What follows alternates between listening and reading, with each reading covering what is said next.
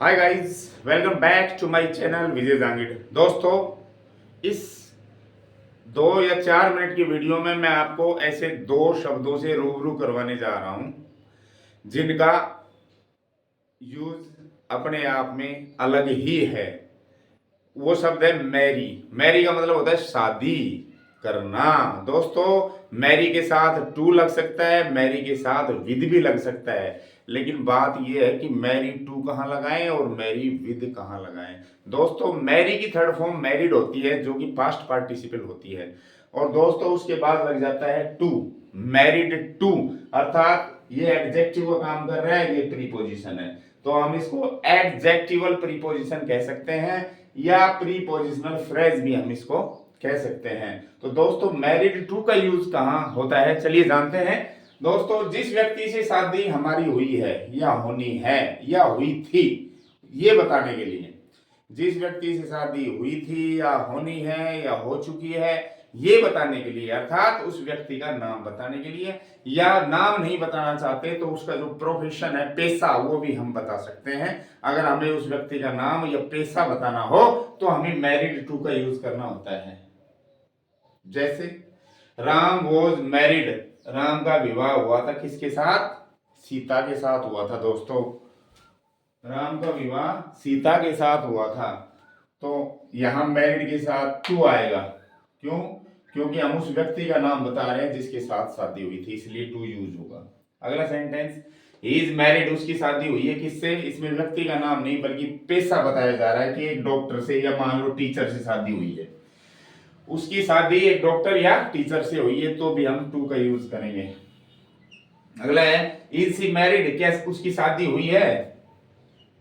प्रश्नवाचक वाक्य है, किससे? विदेशी से। विदेशी भी तो व्यक्ति है, तो क्या उसकी शादी विदेशी से हुई है, किसी विदेशी व्यक्ति से? तो यहां भी हम टू का यूज करेंगे। अगला है, आपकी शादी हुई है वेरी काइंड पर्सन से, बहुत दयालु आदमी से, तो जिसके साथ शादी हुई है वो है बहुत दयालु आदमी, तो दोस्तों यहां भी हम टू प्रीपोजिशन का यूज करेंगे। ये दो शब्द मैं इसलिए बता रहा हूं दोस्तों, परीक्षा की दृष्टि से बहुत महत्वपूर्ण है। जब प्रीपोजिशन का यूज करवाता है कॉम्पिटिटिव एग्जाम में, और इस तरह का कोई भी अगर सेंटेंस दे दिया जाता है तो उसमें प्राय बच्चे कंफ्यूज हो जाते हैं। जहां टू भरना है वहां विद भी भर सकते हैं, जहां विद भरते हैं वहां टू भी भर देते हैं। इसलिए इस कंसेप्ट को मैं क्लियर कर रहा हूं आपके सामने कि टू वहीं भरेंगे जहां किसी व्यक्ति का नाम हो या पेशे का नाम हो, तो वहां टू लगाएंगे। अगला है मैरिड विद। विद का यूज देखो दोस्तों, मैरिड टू, टू का मतलब है हु, किससे शादी हुई, और मैरिड विद का मतलब है शादी के साथ साथ और क्या है, यानी कि वैवाहिक स्थिति तो बतानी है, मैं शादीशुदा हूं, लेकिन उसके साथ अतिरिक्त सूचना हमें और देनी होती है कि शादी तो है, मैं शादीशुदा हूं, और अतिरिक्त सूचना जैसे मेरे 2 बच्चे हैं या मेरे बच्चे नहीं है, या फैमिली बड़ा है, या सासू सास बेकार है, या ससुर अच्छे हैं, इस तरह की अतिरिक्त जानकारी अगर हमें देनी है तो हम टू की बजाय विद का यूज करते हैं। देखिए इस एग्जांपल में, दे आर मैरिड, उनकी शादी हो रखी है, वो शादीशुदा हैं, और अतिरिक्त सूचना है कि 2 बच्चे हो रहे हैं उनके, तो दोस्तों इसमें हम विद का यूज करेंगे। इसमें हम अतिरिक्त सूचना के लिए विद का यूज करेंगे, यानी उनकी शादीशुदा तो है वो लोग, और उनके 2 बच्चे भी हैं, 2 लड़के भी हैं, ये अतिरिक्त सूचना हम दे रहे हैं। सी इज मैरिड, उसकी शादी हो रखी है, कोई लड़की है, और अतिरिक्त सूचना है कि नो चाइल्ड, उसके कोई बच्चा नहीं है, तो इसमें भी हम विद का यूज करेंगे। अगला है, क्या आप शादीशुदा हैं और एनी किड्स, और आपके कोई बच्चा भी है, संतान भी है, अतिरिक्त सूचना पूछी जा रही है ना, तो इसमें भी हम विद का यूज करेंगे।